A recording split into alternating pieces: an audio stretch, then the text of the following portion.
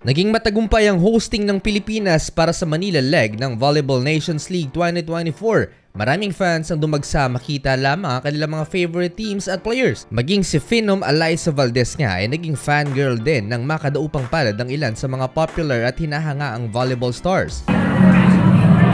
Sa last day ng VNL dito sa bansa, nagtapat ang dalawang pinaka-inaabangang teams na USA at Japan. Record-breaking ang naitalang bilang ng mga live audience sa MOA Arena simula nang mag-umpisa ang tournament noong nakaraang buwan. Isa nga si Valdez sa mga nabigyan ng access sa press room at mixed zone. Kaya naman na-meet niya ng personal ang ilan sa mga volleyball stars gaya nina Yuki Ishikawa, Kento Miyaura, TJ DeFalco at Micah Christensen. Sa fan zone area nakipag-selfie at nakausap ni Valdez si US national team setter and crowd favorite na si Micah Christensen. Si Micah kasama ang Team USA ay bronze medalist noong 2016 Rio Olympics. Ito ang kauna-unahang pagkakataon na nakabisita at nakapaglaro sa Pinas ang Hawaiian-born skipper mula Amerika.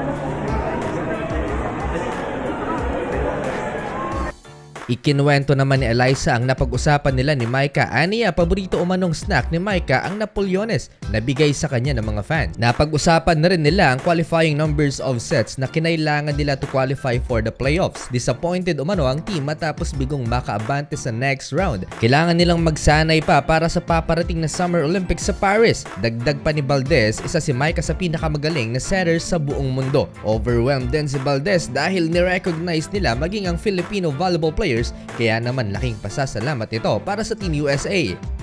It feels great. You know, I think one of the most recognized volleyball players also right now would be one of the best setters. So I'm getting goosebumps and overwhelmed by that fact that they recognize also Filipino volleyball players. So salamat. So we'll be supporting all of them in the Pag-Olympics. Nito lamang nakaraang linggo ay kinatuwa ni Valdez ang pag-follow sa kanya sa Instagram ng sikat na Japanese volleyball star na si Ran Takahashi.